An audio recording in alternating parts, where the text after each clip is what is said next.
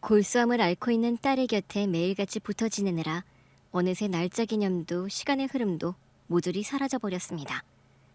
하루가 며칠인지 며칠이 하루인지 분간조차 되지 않았고, 또 제가 마지막으로 목욕을 언제 했는지조차 까맣게 잊은 채 오직 병간호에만 온몸과 마음을 몰두하며 살고 있었답니다. 엄마, 집에 가서 좀 쉬어. 나도 잠깐은 혼자만의 시간이 필요해. 그런 소리 하지 마라. 엄마가 너를 두고 어디를 가겠니? 네가 혼자 있고 싶다면 엄마가 그냥 등을 돌린 채 이 자리에서 가만히 앉아 있을게. 그러면 되잖아. 엄마, 힘들지 않아? 하나도 힘들지 않아. 성경아, 네가 고통스러워하는 것에 비하면 내가 겪는 피곤함이나 괴로움은 아무것도 아니야. 마음 같아서는 차라리 내가 대신 아프고 싶다. 네가 아파하는 고통을 모두 내가 가져가고 싶다. 딸에는 골수암을 앓고 있었고, 지금은 지독하게 고통스러운 화학치료를 진행 중이었습니다. 다행히 남편의 골수를 이식할 수 있다는 희망은 있었지만, 의사 선생님 말씀으로는 딸의 상태가 워낙 나빠서 수술 도중에도 큰 사고가 일어날 수 있고, 설령 수술을 마친다 해도 이후 찾아올 쇼크나 더 큰 고통을 감당할 수 있을지는 여전히 불확실하다고 하셨습니다. 그래서 몸 상태가 조금이라도 더 나아지고 면역력이 단단히 회복되어 수술을 견뎌낼 수 있는 힘이 생기기를 기다려야 한다는 것이었습니다. 저와 남편은 그날을 간절히 기다리며 하루하루 기도하는 심정으로 딸의 치료 과정을 지켜보고 있었지요. 엄마, 왜? 뭐가 필요하니? 혹시 등이 간지러우면 긁어줄까? 아니야.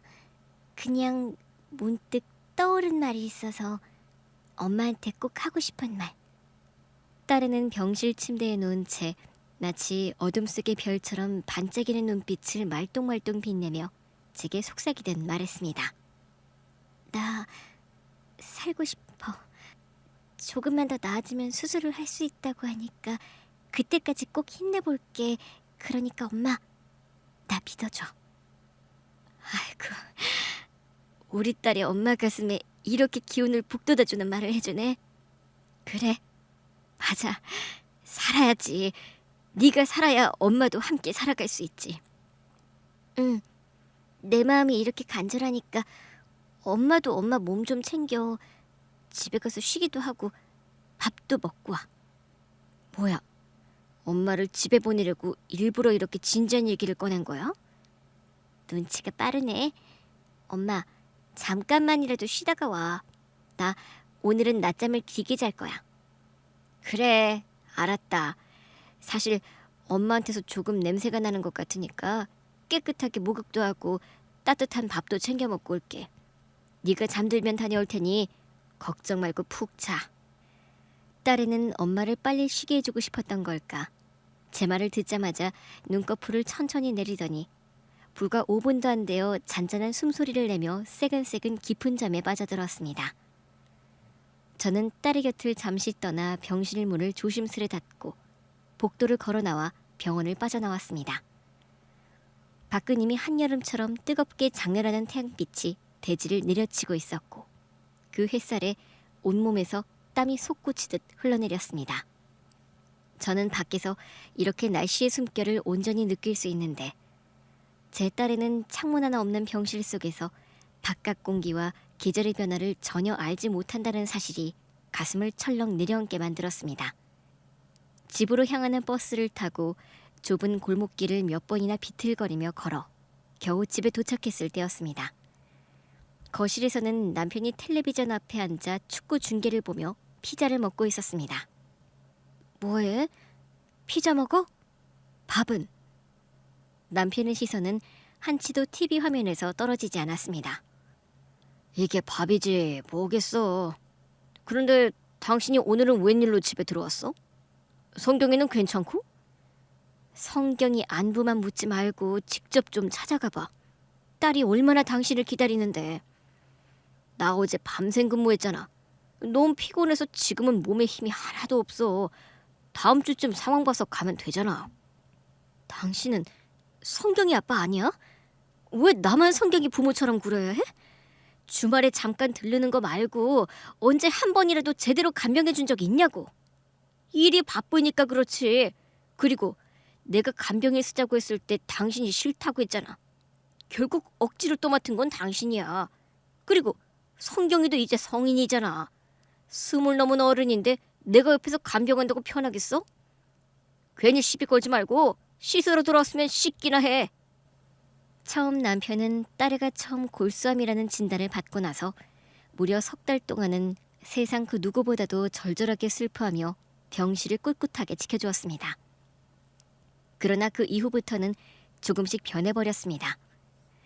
딸애의 고통을 마치 자신과는 상관없는 타인의 일처럼 밀어내더니 점점 마음에 거리를 두며 딸을 남처럼 대했답니다. 샤워를 깨끗이 마치고 나오니 남편은 어느새 피자 한 판을 혼자 다 해치운 채 외출 준비를 하고 있었습니다. 그래서 저는 어디 가느냐고 묻지 않을 수 없었지요. 어디가? 병원 같이 가려고? 아니, 무슨 병원이야. 오늘 중요한 바이어를 만나기로 했어. 바이어? 당신 요즘 사업은 잘 돼가는 거야? 저기 말이 나온 김에 하는 말인데 성경이 병원비 말이야. 이번 달부터는 당신이 좀 맡아주면 안 될까? 내가 회사도 안 다니고 간병만 하니까 돈이 너무 부족해서 그래. 남편은 첫 달 병원비만 지원해주고 그 뒤로는 사업이 잘 풀리지 않는다며 병원비를 고스란히 제게 떠넘겼습니다. 결국 1년 넘는 시간 동안 제 통장의 돈은 모조리 병원비로 빠져나갔고 저는 친정 부모님께 손을 벌릴 수밖에 없었습니다. 그런 상황에서 제가 조심스레 부탁을 꺼내자 남편은 짜증 섞인 목소리로 대답했습니다. 조금만 더 기다려. 사업이란 게 원래 밑밥을 많이 깔아야 하는 거잖아. 거래 계약만 맺으면 충분한 돈이 들어올 거야. 그때 병원비 다 낼게. 당장은 먹고 죽으려도 돈이 없어. 아직도 그래?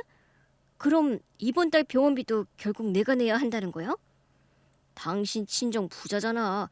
그깟 병원비 좀 달라고 하는 게 그렇게 눈치 보일 일인가? 하나밖에 없는 손녀 병원비라는데 장인 장모가 설마 모른 척 하시겠어?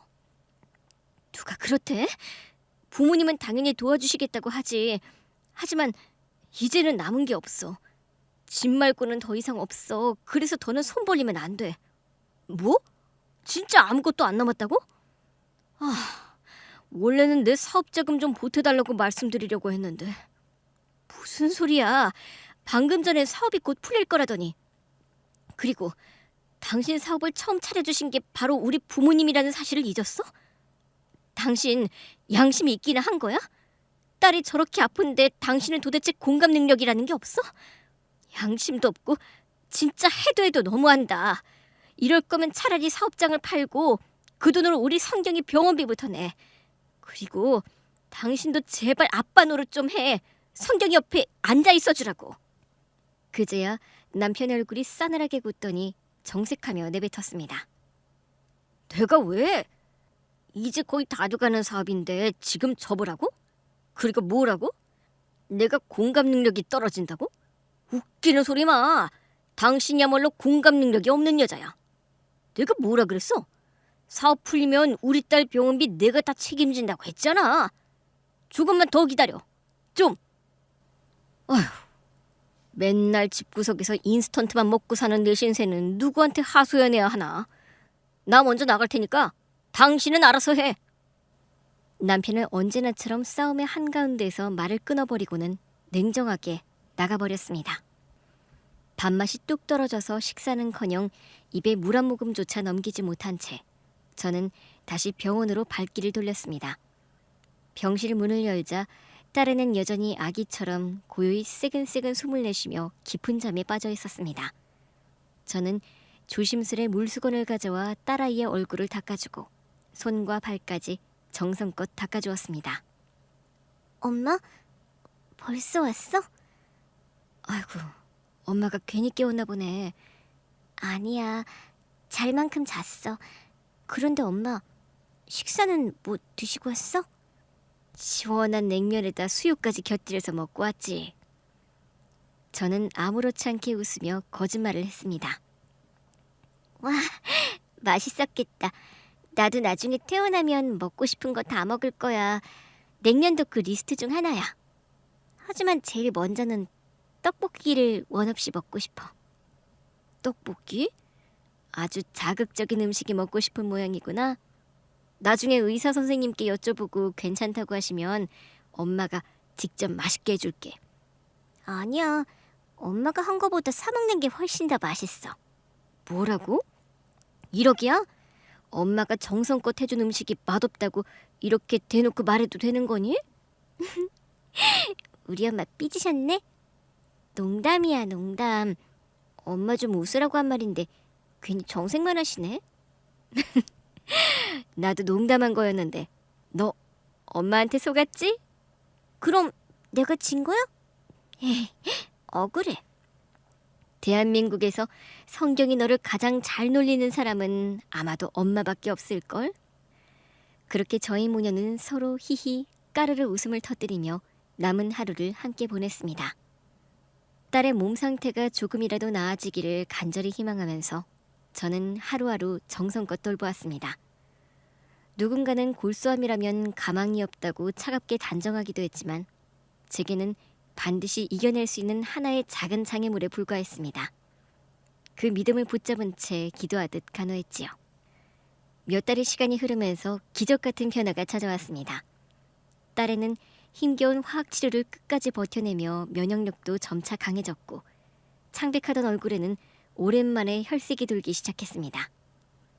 생기가 피어오르는 그 모습을 보는 것만으로도 제 가슴은 벅차올랐습니다. 어느 날 의사 선생님이 저를 따로 불러 상담을 하자고 하셨습니다. 저는 혹시라도 나쁜 소식이 아닐까 가슴을 졸이며 들어갔는데 의사의 첫 마디는 제 삶에 빛이 되었습니다. 어머님, 이제 성경 씨가 골수 이식 수술을 받아도 좋을 것 같습니다. 지금의 몸 상태라면 수술로 해도 충분히 잘 견뎌낼 겁니다. 정말인가요? 우리 딸 드디어 수술 받을 수 있는 몸 상태가 된 거예요? 네, 충분히 가능하다고 판단됩니다. 그러니 아버님을 어서 모시고 오시죠. 네, 곧 남편을 데리고 오겠습니다. 저는 발걸음이 채 땅에 닿지도 않을 만큼 들떠서 딸에게 맞는 골수였던 남편에게 곧장 달려갔습니다. 저는 집에서 미소를 지으며 기분 좋게 기다렸습니다. 그러나 시간이 자정 새벽 1시, 새벽 2시까지 흘러가는 동안 저는 꾸벅꾸벅 졸다 깨다를 반복하며 남편을 기다렸습니다. 그러다 마침내 남편이 제 어깨를 툭툭 치며 도착했습니다. 당신 아직 안 자고 나 기다린 거야? 누워서 편하게 잘 것이지. 여보, 이제야 왔구나. 대체 뭐 하느라 이렇게 늦었어? 일이 그렇게 바쁜 거야? 남편은 잠시 저를 이상한 눈빛으로 바라보았습니다. 뭐 그냥 사업하는 사람들이 낮과 밤이 따로 있나? 그런데 당신 오늘은 무슨 좋은 일이라도 있었어? 표정이 밝네. 드디어 의사 선생님한테 듣고 싶던 말을 전해 들었어. 우리 성경이가 이제 수술을 받아도 된대. 그리고 당신의 골수를 이식할 수 있다잖아. 저는 기쁨을 주체하지 못하고 남편을 끌어안으려 했습니다. 하지만 그이는 갑자기 저를 밀어내며 손으로 코를 막았습니다. 아우, 입냄새. 당신 이빨은 도대체 언제 닦은 거야? 머리는 또 왜 그렇게 떡이져 있어? 아휴, 쉰내를 풍기면서 나 기다릴 시간에 차라리 씻긴 하지. 미안. 기쁜 소식을 전한다는 생각에 그만. 아무튼 정말 잘된 일이잖아. 그게 사실이야? 의사가 확실하게 말한 거 맞아?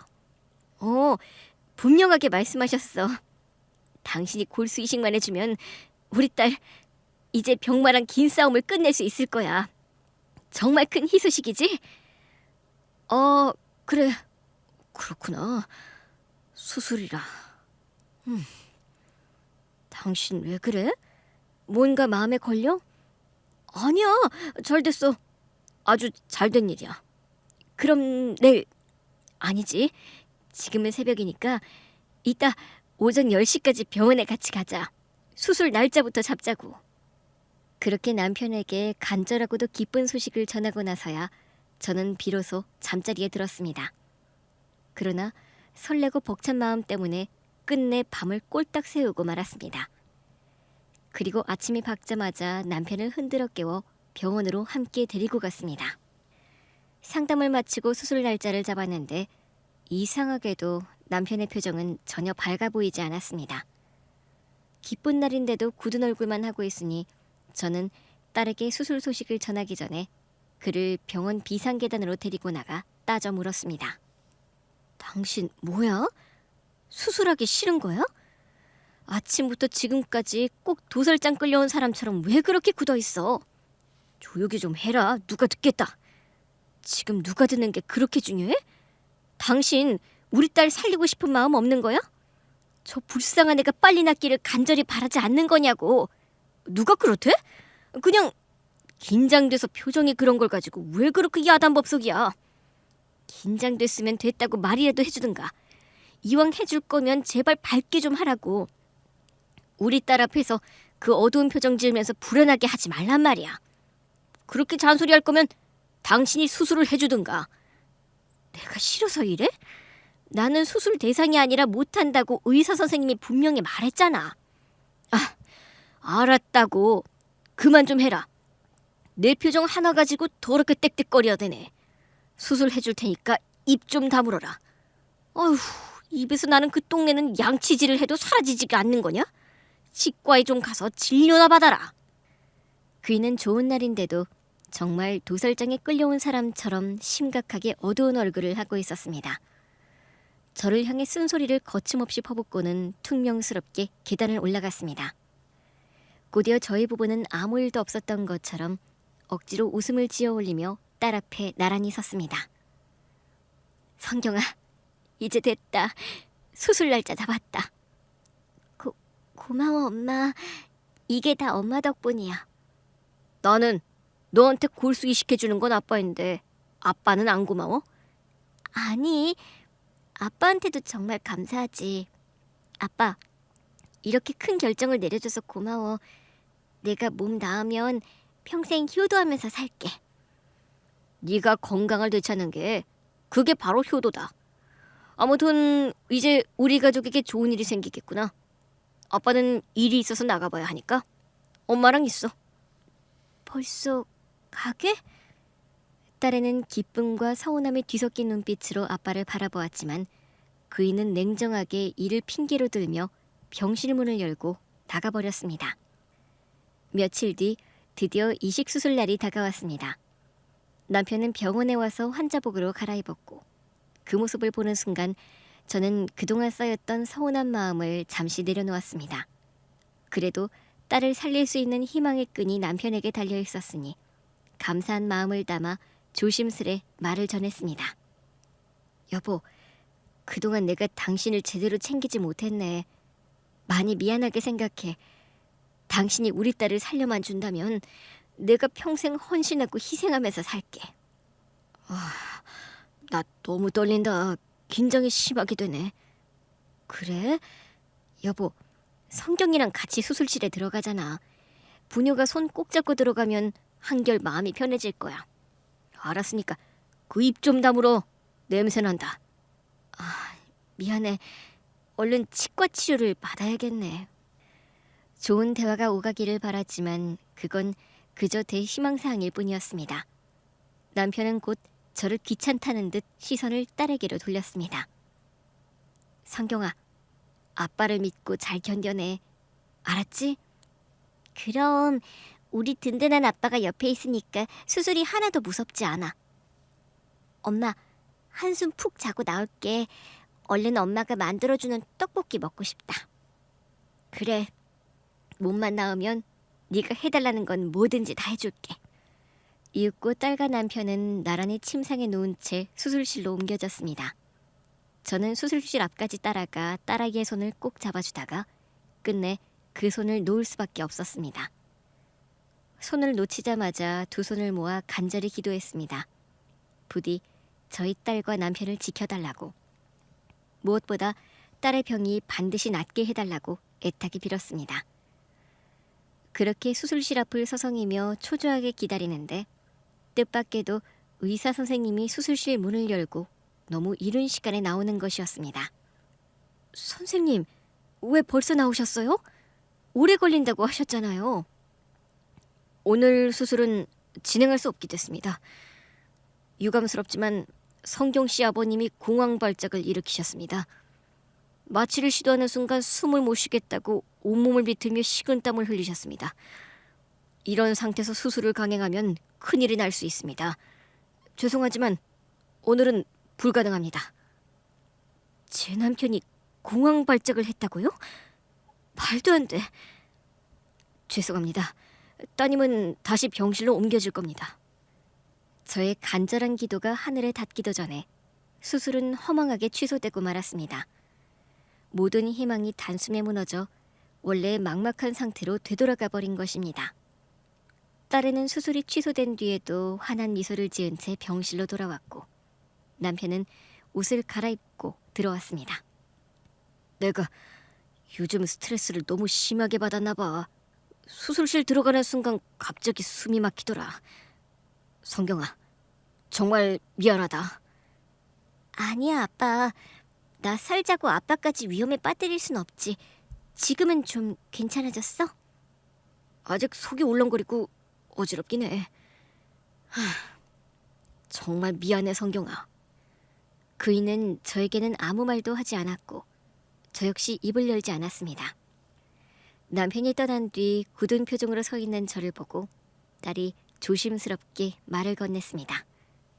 엄마, 다음에 하면 되잖아. 아빠 심리검사도 해보고 다시 좋아지면 수술하면 되지. 그래야지. 성경이가 엄마보다 낫네. 엄마는 화가 잔뜩 나 있었는데 말이야. 엄마, 아빠가 일부러 그런 것도 아니잖아. 괜히 나쁜 마음 갖지 마. 딸애처럼 이해하고 싶었지만 제안의 실망은 너무 커서 도저히 남편에게 화가 풀리지 않았습니다. 며칠 뒤 믿기 힘든 일이 벌어졌습니다. 남편이 아무 연락도 없이 병실로 들어온 겁니다. 평소엔 제가 사정을 해도 주말에 잠깐 들르는 게 전부였던 그이가 평일 낮에 나타난 것이니 놀라지 않을 수 없었습니다. 딸애는 아빠를 보자 반가워했고 저는 당황하며 무슨 일인지 물었습니다. 당신 무슨 일 있어? 이 시간에 웬일이야? 일이 있긴 하지. 나 정신과에 가서 심리검사 받고 약을 좀 다 왔어. 심리검사? 약? 그래, 수술날 공황발작이 온 게 마음에 걸려서 검사를 받아봤어. 그런데 여보, 나 공황장애에다 우울증 진단까지 받았어. 상태가 심각해서 약을 오랫동안 꾸준히 먹어야 한다더라. 일시적인 게 아니었던 거야? 치료하는데 시간이 좀 걸린다고 하네. 그래서 말인데 당장 성경이한테 골수이식 해주는 건 어렵대. 내 의지가 문제가 아니라 수술 중에 쇼크가 오거나 깨어나지 못할 수도 있대. 그이는 결국 나쁜 소식을 들고 찾아온 것이었습니다. 며칠 뒤면 다시 수술을 할 수 있겠지 생각하고 있었는데 그의 말에 그만 낙심하고 말았습니다. 그럼 우리 딸은 어떻게 되는 거야? 당신은 성경이 걱정밖에 안 해? 내가 지금 공황장애라잖아. 당신 힘든 거 알겠어. 그런데 우리 딸이 하루라도 빨리 수술을 받으면 좋을 텐데. 이 옆에 내가 사람 성질나게 만드네? 이제 보니 내가 이렇게 공황장애 걸린 것도 다 당신 탓이야. 사람을 늘 우습게 보고 무시하니까 내 정신이 상한 거 아니냐고. 내 탓이라고? 내가 부족한 아내였을지 몰라도 그렇다고 당신도 충분한 남편은 아니었잖아. 아니다. 내가 지금 무슨 말을 하는 거지? 여보, 미안해. 방금 한 말은 못 들은 걸로 해. 그런데 당신 공황장애가 언제쯤 나을까? 수술은 하긴 할 거지? 끝까지 성경이만 생각하는구나. 그래, 알았어. 곧 수술해 줄 테니까 조금만 기다려. 그이는 화를 크게 내고 병실 문을 쾅 닫으며 떠나갔습니다. 저는 남편에게 모진 말을 내뱉은 걸 인정합니다. 하지만 딸의 상태가 언제 나빠질지 모르는 상황에서 지금이야말로 수술을 견딜 수 있는 최적의 시기라는 걸 알기에 그 실망을 감추지 못하고 결국 남편의 가슴에 상처가 되는 말을 하고 말았네요. 그날 이후 남편은 화가 많이 났는지 제 연락조차 받지 않았고 주말에도 병원에 얼굴을 비추지 않았습니다. 그의 힘든 마음을 끝내 헤아려주지 못한 채 모든 일이 이렇게 꼬여버린 것 같아 제 가슴은 괴로움으로 쪄들어갔습니다. 그런데 설상가상으로 딸의 몸 상태까지 급격히 나빠지기 시작했습니다. 분명 얼마 전까지만 해도 눈에 띄게 좋아졌었는데 그 시간이 무색할 만큼 빠르게 기운을 잃어가며 매일 시름시름 앓았습니다. 성경아, 어디가 불편한지 엄마한테 말해. 엄마. 그래, 성경아. 엄마 여기 있어. 나 너무 힘들어. 그래서 그냥 떠나고 싶어. 하늘로 가고 싶어. 그게 무슨 소리야. 지금까지 그렇게 잘 버텨왔으면서 왜 이렇게 약한 소리를 하는 거야.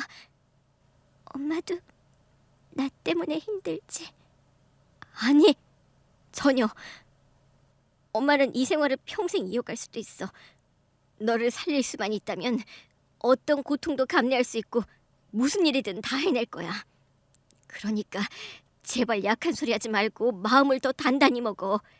네 아빠가 곧 골수 이식을 해줄 테니까 조금만 더 참아내보자. 그렇게 강한 목소리로 말했지만 사실 제 가슴은 찢어질 듯 아팠습니다. 남편은 공황장애가 심해졌다며 약을 더 늘렸다고 했고 수술을 언제쯤 해줄 수 있을지에 대해서는 끝내 확답을 내놓지 않았습니다. 혹여 남편이 용기를 내 수술대에 오른다 해도 지금의 딸 상태로는 과연 견뎌낼 수 있을지 의사조차 고개를 저으며 다음 기회로 미룰 테니 온갖 복잡한 심정이 뒤엉켜 제 가슴도 머리도 함께 찢어질 듯 아파왔습니다. 한 달 뒤 끝내 딸애는 쇼크로 혼수 상태에 빠져버렸습니다. 제발 이런 일만큼은 일어나지 않기를 밤낮 없이 두 손 모아 간절히 기도했건만 제 바람은 끝내 하늘에 닿지 못했습니다. 딸은 의식을 잃은 채 중환자실로 옮겨졌고 저는 더 이상 딸의 얼굴조차 가까이서 볼 수 없었습니다.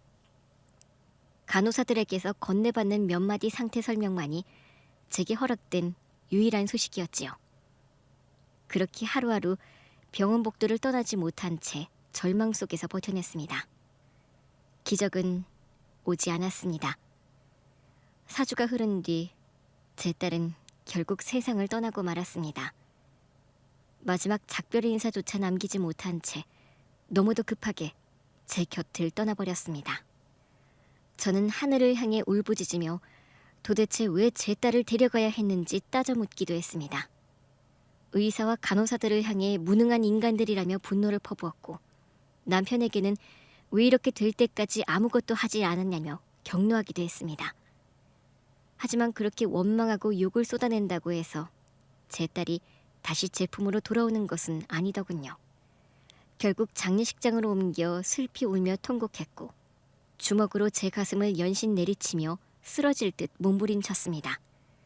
그런데 딸이 세상을 떠나 충격과 슬픔에 잠긴 이 절망적인 상황 속에서 남편은 출장 중이라며 하루 뒤에 나오겠다고 말했습니다.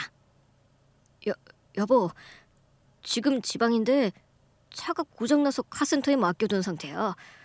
지금 시간이 새벽이라 날이 밝아야 올라갈 수 있을 것 같아. 내 딸이 이렇게 될 때까지 당신은 대체 뭘 한 거야? 그런데 딸 장례식조차 안 오겠다고? 누가 안 간대? 내일 간다고 했잖아, 내일. 지금은 이동수단이 없어서 못 간단 말이야. 여보, 나도 가슴이 아프다. 우리 성경이가 너무 불쌍하고 가여워 죽겠다고. 당신이 골수 이식만 해줬더라면 이렇게 되지 않았어. 우리 딸 수술만 받았으면 지금쯤 건강하게 태어났을 거야. 내가 해준 떡볶이도 원 없이 맛있게 먹었을 거라고. 나도 가슴이 찢어질 만큼 아파. 여보, 아무튼 하루만 기다려. 내일 꼭 갈게. 당신 내 딸한테 수술해주기 싫어서 거짓말한 거지? 제가 선을 넘는 말을 내뱉자 남편은 갑자기 쌍욕을 퍼부으며 분노를 터뜨렸습니다. 이 여편 내가 미쳐 돌아버렸나? 딸내미가 죽었다고 해서 나한테 그런 개 같은 말을 짓거려도 되는 거야? 그래, 당신한테는 해도 돼. 나 어제 집에 잠깐 갔다 왔어. 당신이 보여줬던 약봉지 그거 약국에 가져가 물어봤다고. 공황장애 약? 아니야, 소화제였어, 이 개자식아. 넌 수술이 무서워서 도망친 거야. 우리 딸을 살릴 기회가 있었는데도. 제가 한 말은 모두 진실이었습니다. 남편은 저와 딸에게 공황장애라며 거짓말을 했고 수술날 발작을 일으킨 것도 전부 치밀하게 꾸며낸 연기에 불과했습니다. 그것뿐만이 아니지. 당신은 출장 간 게 아니라 여행을 간 거잖아. 내가 딸에게 정신이 팔려있을 동안 다른 여자와 바람을 피운 거잖아. 지금도 옆에 그 여자 있지? 당신 어디까지 알고 있는 거야? 전부 다. 어제 집에 들러 약봉투 확인했고 당신 노트북 열어서 카톡 대화도 다 봤어. 내 딸에게 골수이식을 해주기로 한 날 당신은 그 여자랑 여행을 갔더라. 그리고 수술하기 싫어서 쇼를 했다고 키득거리며 주고받은 대화까지 전부 다 봤어. 당신 그러고도 아빠라고 말할 수 있어? 사람이 맞긴 해? 남편은 제 말에 한숨을 길게 내쉬더니 10초 넘게 침묵을 지켰습니다. 그리고 곧 목을 고르듯 헛기침을 하고는 입을 열었습니다. 그래, 맞아. 골수이식? 그거 한다고 성경이가 완치된다는 보장은 없잖아. 그리고 내 몸에 칼을 대는 게 너무 무서워서 공황발작 쇼를 한 거야. 내가 철이 없는 건지 모르겠지만 사실이야. 그리고 당신 말대로 정신과에 가본 적도 없어. 거짓말 맞아. 네 놈이 그러고도 사람이야? 짐승도 자기 새끼 위해 목숨을 바친다고. 짐승이 아니니까 이렇게 한 거지. 그리고 솔직히 말해서 성경이가 내 딸이 맞긴 해. 생각해보니까 성경이가 날 닮은 점이 하나도 없잖아. 항상 남의 애를 키우는 기분이었어. 저기 당신 나랑 결혼한 게 임신 때문이었잖아. 나랑 연애할 때 다른 놈 만난 적 없다고 확신할 수 있어? 뭐라고? 지금 성경이가 당신 딸이 아닐 수도 있다는 말을 입에 올려? 이 멍청한 자식아. 친자가 아닌데 골수가 어떻게 맞겠냐? 우연히 맞은 걸 수도 있지. 솔직히 말해봐. 나랑 연애하던 시절 그 교회 오빠랑 잔 적 있지? 그놈 딸 아니야? 내 딸을 잃고 가슴이 찢어지는 이 판국에 아빠라는 인간은 딸이 다른 놈 자식일 거라는 망발을 내뱉다니. 세상에 이런 천하의 나쁜 놈을 봤나. 그리고 모 눈에는 뭐만 보인다더니 내가 그런 여자로 보였냐? 지금 함께 있는 상간녀도 네가 어떤 놈인지 다 알면서도 만나는 거야? 내 카톡 다 봤다며. 맞아, 다 알고 있어. 오늘 성경이가 세상 떠난 것도 알고 전에 내가 수술하기 싫어서 쇼를 한 것도 다 알지. 저는 이놈의 인간을 당장 찢어발기고 싶었습니다. 당장 내 앞으로 와. 네 놈을 씹고 물어뜯어서 지옥으로 보낼 테니 당장 뛰어와. 이 난리를 치는데 내가 왜 가? 난 그냥 애인이랑 여행이나 더 즐기련다. 그리고 성경이는 에휴, 죽은 애 더 이상 신경 쓰고 싶지 않아. 부조금 보낼 테니까 장례 비용에 보태. 그게 마지막으로 해주는 거니까 고마운 줄 알아라. 뭐라고? 이 개자식 당장 뛰어오지 못해?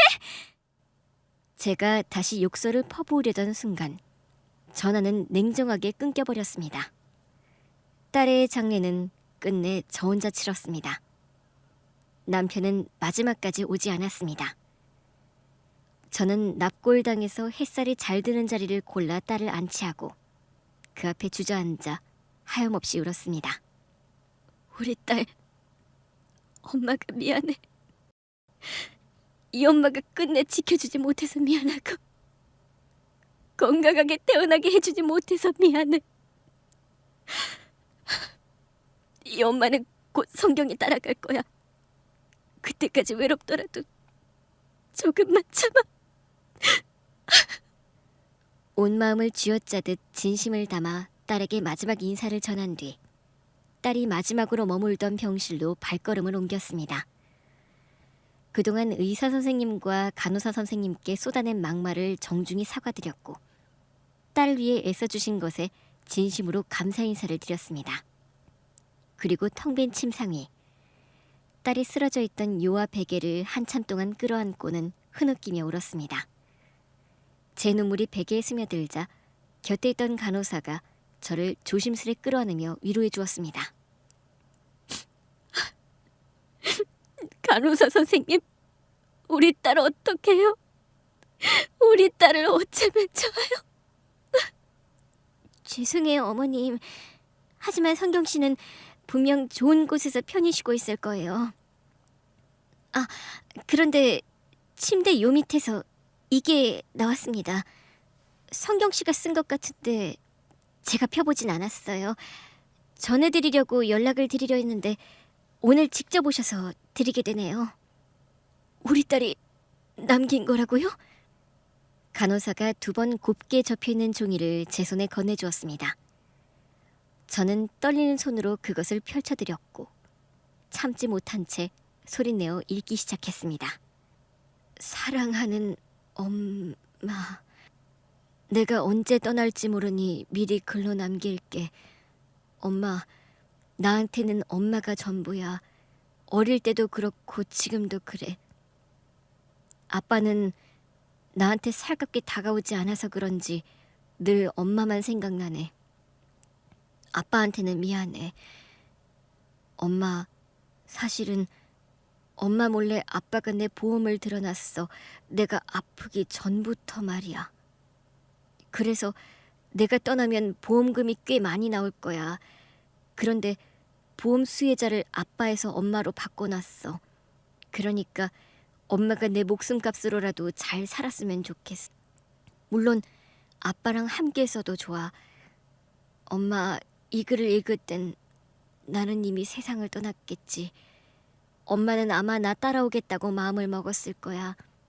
그런데 엄마는 이승에서 더 많은 행복을 겪고 더 좋은 날들을 살아낸 다음에 아주 나중에 그때 내 곁에 오면 좋겠어. 이건 내 유서니까 꼭 지켜줘야 해. 사랑해, 엄마. 저는 딸의 유서를 끌어안은 채 다시 주저앉아 펑펑 울고 말았습니다. 눈물이 그치기까지는 한참의 시간이 걸렸습니다. 간호사 선생님은 제가 울음을 다 쏟아낼 때까지 말없이 곁을 지켜주셨습니다. 저는 조심스럽게 딸이 쓰던 베개와 요를 가져가고 싶다고 부탁했습니다. 저기, 간호사 선생님, 우리 딸이 쓰던 베개랑 요를 제가 가져가면 안 될까요? 제겐 꼭 필요한 선물이 될 것 같아서요. 가져가셔도 괜찮습니다. 제가 다른 병실 물품으로 채워둘게요. 고맙습니다. 정말 진심으로 고맙습니다. 그렇게 저는 딸이 쓰던 물건을 종이 가방에 담아 병원을 나왔습니다. 집으로 돌아와 딸의 옷과 소지품들을 하나하나 정성스럽게 포장했습니다. 모든 짐을 챙긴 뒤 저는 집을 나와 가까운 숙소를 얻었습니다. 그곳에서 이틀 동안은 아무것도 하지 못한 채 멍하니 천장만 바라보며 지냈습니다. 그때 뜻밖의 전화가 걸려왔습니다. 발신자는 남편이었습니다. 먼저 전화를 다다니 참 대단한 인간이네. 야, 너 도대체 무슨 짓을 한 거야? 성경이 보험 수혜자가 왜 당신으로 바뀐 거냐고. 그거 어떻게 알고 바꾼 거야? 역시 예상대로구나. 보험금 때문에 전화를 한 거였네. 이봐, 난 잘못한 게 없어. 바람 피운 거? 그게 법적으로 처벌받을 일이야? 그리고 수술 안 해준 거, 그것도 법이 심판할 일이 아니라고. 오히려 내가 성경이 보험료를 꼬박꼬박 납부했거든? 그 돈은 내 거니까 좋은 말 할 때 넘겨. 안 그래도 보험사에 전화해서 물어봤어. 보험금이 얼마인지 얼마나 많이 나오는지 말이야. 그런데 말이지, 당신 우리 성경이가 아플 걸 미리 알고 있었던 거 아니야? 그 액수가 어마어마하더라. 그건 만일을 대비해서 들어놓은 거야. 나중에 성경이가 돌려받을 수도 있었던 돈이라고. 당신의 진심이 뭔지는 모르겠지만 그 보험 수혜자를 바꾼 건 성경이야. 그 아이가 무슨 마음으로 그렇게 했는지는 당신은 절대 이해 못하겠지. 내 딸내미가 이런 식으로 내 뒤통수를 칠 줄이야. 그렇게밖에 말을 못해? 감히 내 딸을 모독하는 거야? 됐고, 좋은 말 할 때 그 보험금 나한테 내놔라. 설마 벌써 꿀꺽한 건 아니겠지? 내가 돌았냐? 내 딸의 목숨값을 네 놈한테 주게? 짐승보다도 못한 놈아. 네가 이혼하자고 했지? 좋아. 나 이미 변호사 사무실에 가서 소장 접수했다. 딸이 아픈데도 바람 피운 것만으로도 굉장히 악질적이라고 하더라. 그리고 수술 거부하려고 쉬워한 것까지 아주 큰 잘못이라던데. 아마 법원은 내 손을 들어줄 거다. 그러니 위자료 단단히 준비해둬라. 야, 그럼 내가 가만히 있을 것 같아? 내 보험금을 네가 꿀꺽하려고 했다고 맞불 작전으로 나갈 거야. 그래? 누가 이기는지 끝까지 해보자고. 그러니 상간녀랑 여행이나 잘 마무리하고 집에 가면 이혼 소장부터 받아라. 준비 단단히 해둬. 저는 딸을 위해, 그리고 제 삶을 위해 이 몹쓸 인간에게 할 수 있는 모든 일을 반드시 해내리라 작정했습니다. 물론 세상에서 그에게 큰 벌을 내릴 수는 없었지만 적어도 법정에서만큼은 싸워서 이겨내리라 굳게 결심했습니다. 몇 주 동안 호텔에서 몸과 마음을 추스른 뒤 정갈하게 차려입고 법정에 나섰습니다.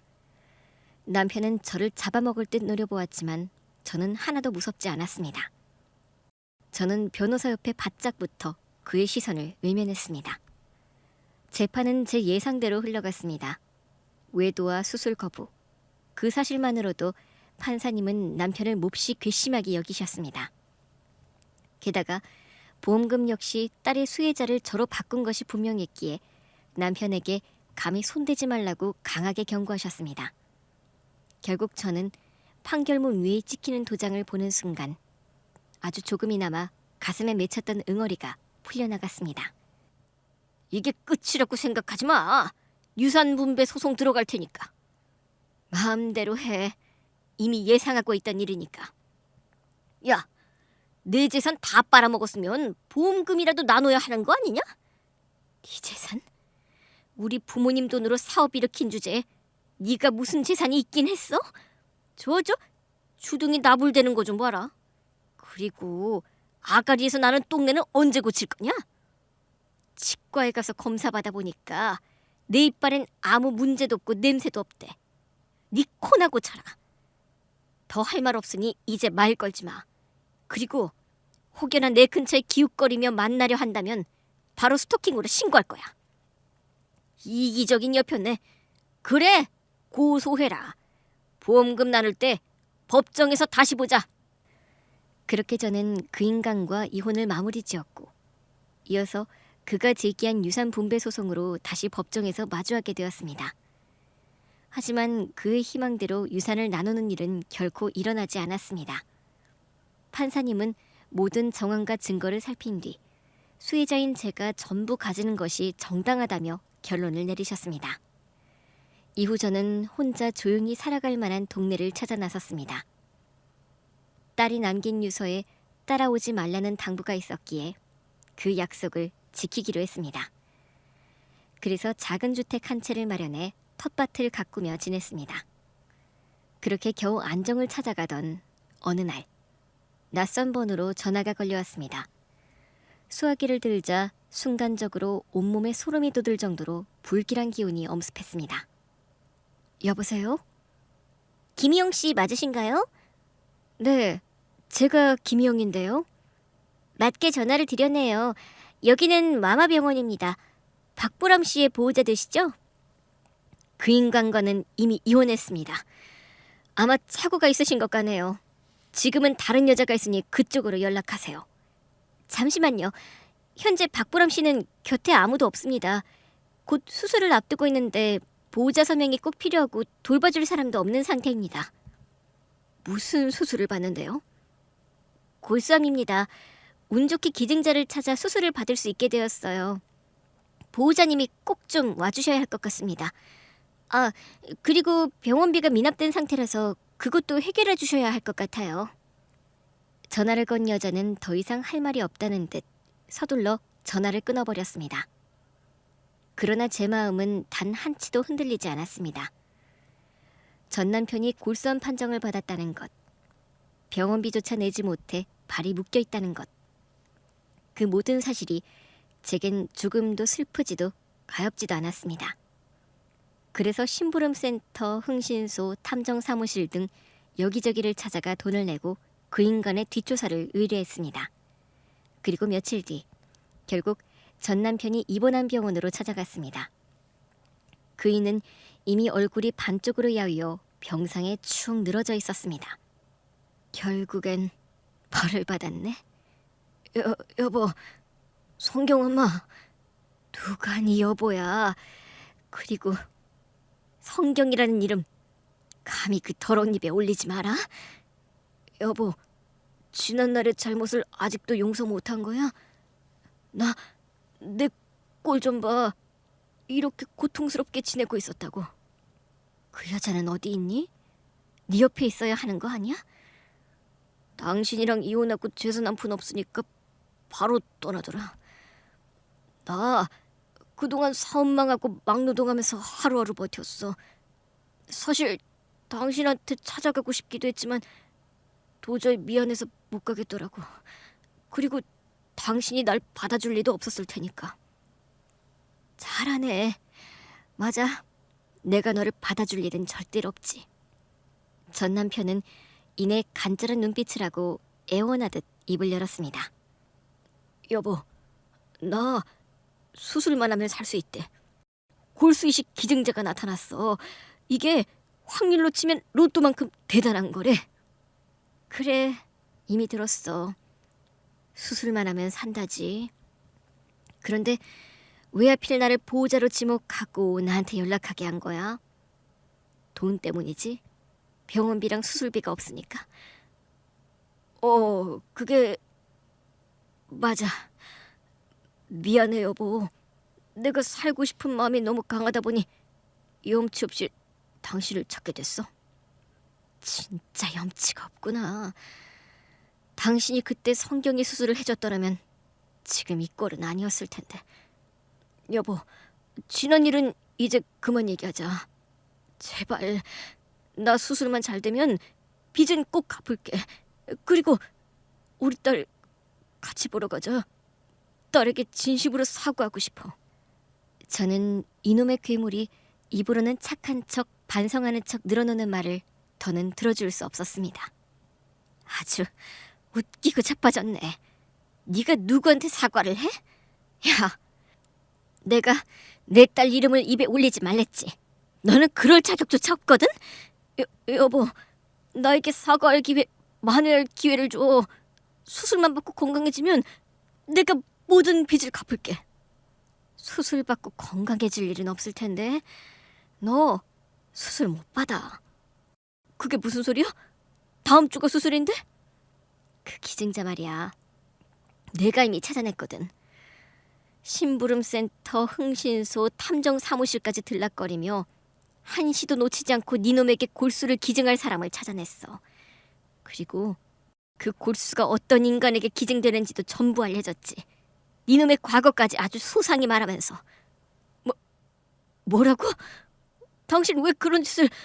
아니, 그래도 이미 정해진 거라 수술은 될 거야. 모레쯤 입원한다고 들었다고. 과연 그럴까? 골수이식은 기증자가 마음을 바꾸면 곧바로 취소야. 그 사람이 다른 환자에게 기증하겠다고 했으니까 네 수술은 이미 무산된 거라고. 그리고 넌 여기 병실에 누워 시름시름 앓다가 벽에 똥칠이나 하며 죽어가겠지. 고통스럽게 지옥으로 꺼져버려라. 오늘 내가 온 이유는 이 말을 전해주기 위해서야. 그러자 전 남편은 고개를 절레절레 저으며 급기야 오열까지 터뜨렸습니다.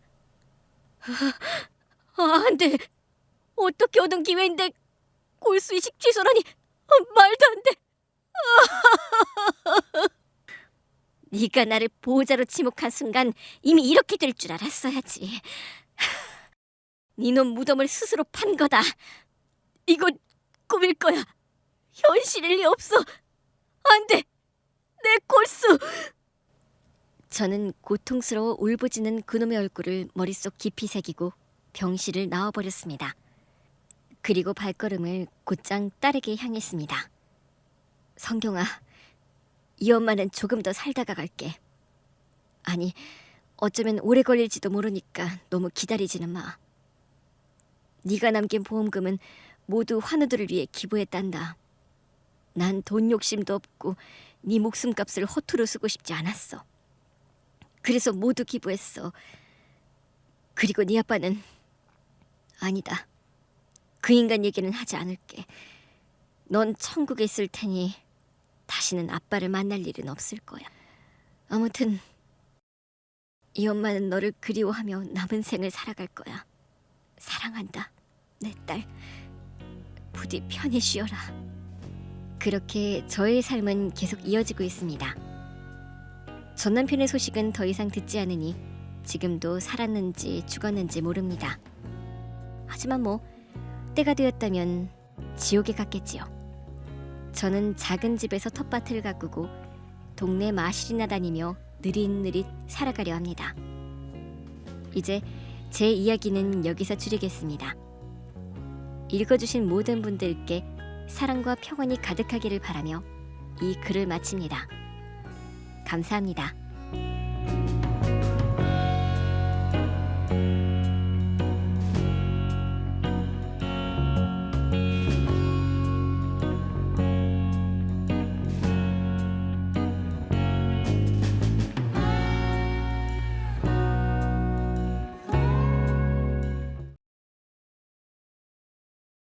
예, 문 열어라, 문 열어. 평화로운 주말 오전, 거칠게 현관문을 두드리는 소리에 오랜만에 늦잠에 취해 있던 저는 깜짝 놀라 일어나야 했습니다. 이 시간에 올 사람이 없는데 대체 누구지? 방문객이 없을 예정이라 의아했던 저는 조심스럽게 현관으로 다가갔어요. 그러자 그곳에 기대도 하지 않은 사람들이 서 있었습니다. 아니, 얘는 뭐 한다고 이렇게 안 나와? 하여간에 예전부터 뭘 하던 느릿느릿 기어가더만. 너는 아직도 여전한 모양이다. 현관이 너무나 소란스러워서 생각할 겨를도 없이 문을 열었던 저는 그 앞에서 정말 보고 싶지 않은 사람을 마주하게 되었습니다. 그건 바로 저의 전 시어머니와 전 남편이었죠. 그 인간과 이혼한 지 벌써 3년은 지났는데 이 인간들이 왜 저를 찾아왔나 싶었어요.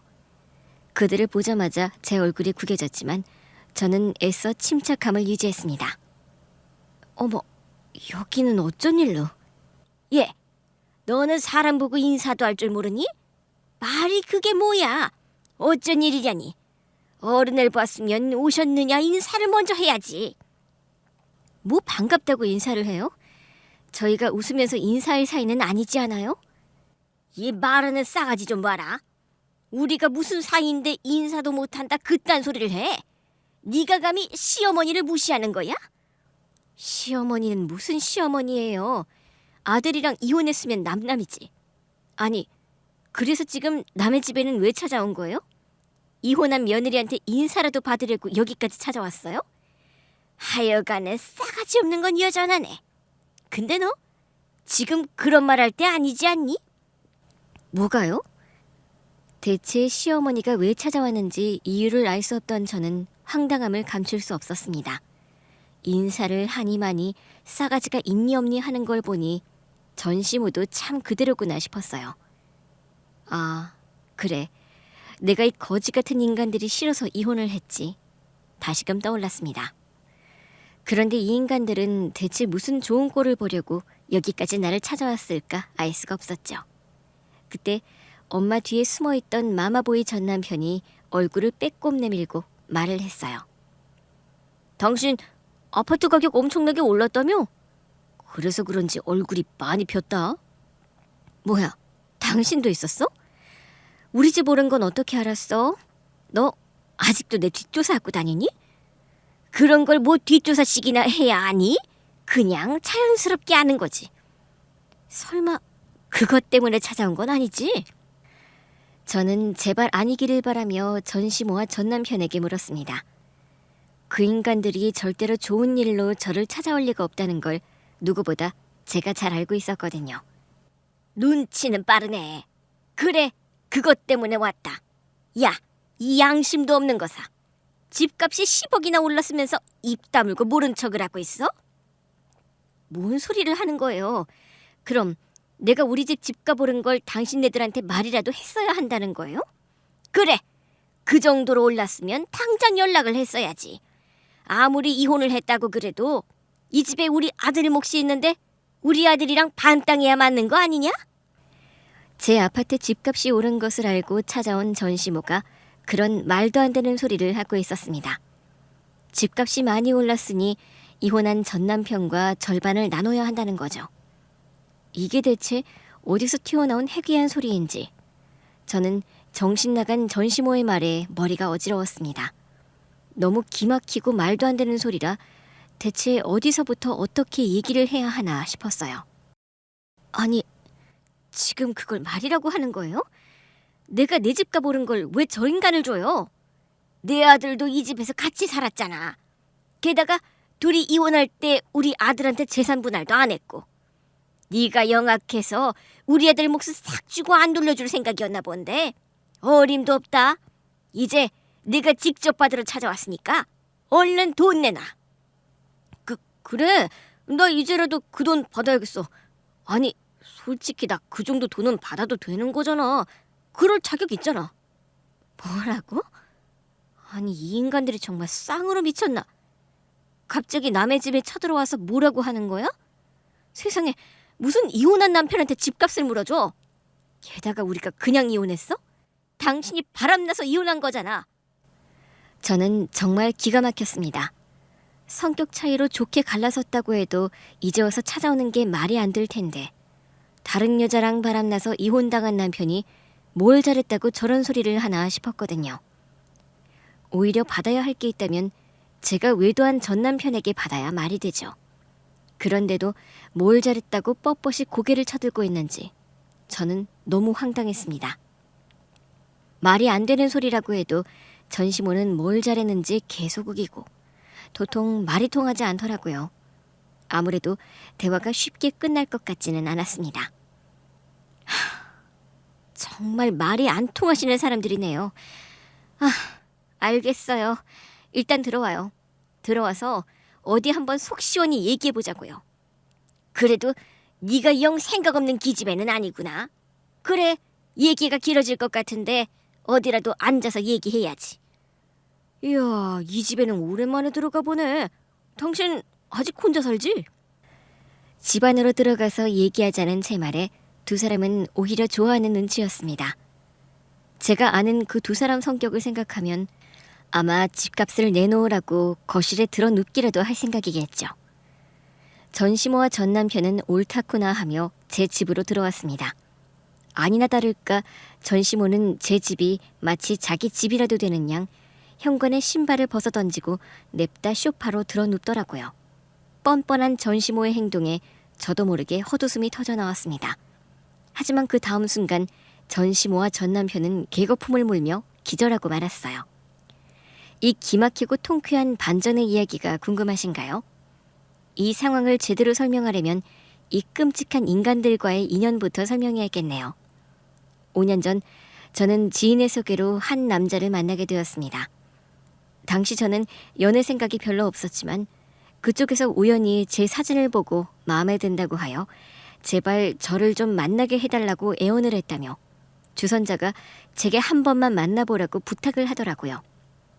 그렇게 저는 전 남편을 처음 만나게 되었고 그 후로 전 남편의 정성스러운 구애에 연인으로 발전을 하게 되었습니다. 솔직히 말하면 전 남편은 외모나 취향이 제 이상형과는 거리가 멀었지만 그의 정성과 애정이 제 마음을 흔들었던 것 같았어요. 요즘 시대에 이 정도로 순수한 로맨티스트가 있나 싶을 정도의 전 남편이 저에게 정말 진심으로 잘했거든요. 오죽하면 제 친구나 지인들이 모두 이런 남자는 놓치면 안 된다고 한결같이 말할 정도였죠. 그래서 저도 언젠가부터 자연스럽게 그 사람과 결혼을 생각했던 것 같습니다. 그렇게 물 흐르듯 프로포즈를 받고 결혼식을 올리고 부부가 되었죠. 영경아, 내가 너 평생 행복하게 해줄게. 나는 앞으로 죽을 때까지 최영경의 남자로 살 거야. 영경아, 사랑한다. 전 남편은 모두가 보는 앞에서 제게 사랑을 약속하며 프로포즈를 했었고 저는 그 말을 철석같이 믿었습니다. 하지만 남편과의 결혼 생활은 제 기대만큼 그리 행복하지가 않았어요. 다정한 남자와 결혼하면 외롭지 않고 행복할 줄만 알았지만 막상 같이 살게 된 남편이 제 예상과 많이 달랐거든요. 여보, 오늘 저녁에 둘이 외식할까? 어? 아, 맞다. 엄마가 오늘 같이 저녁 먹자고 하셨는데 내가 자기한테 말한다는 걸 깜빡했네. 어머님이? 우리 저번 주에도 어머니랑 같이 식사했잖아. 오늘은 우리 둘만 있으면 안 되나?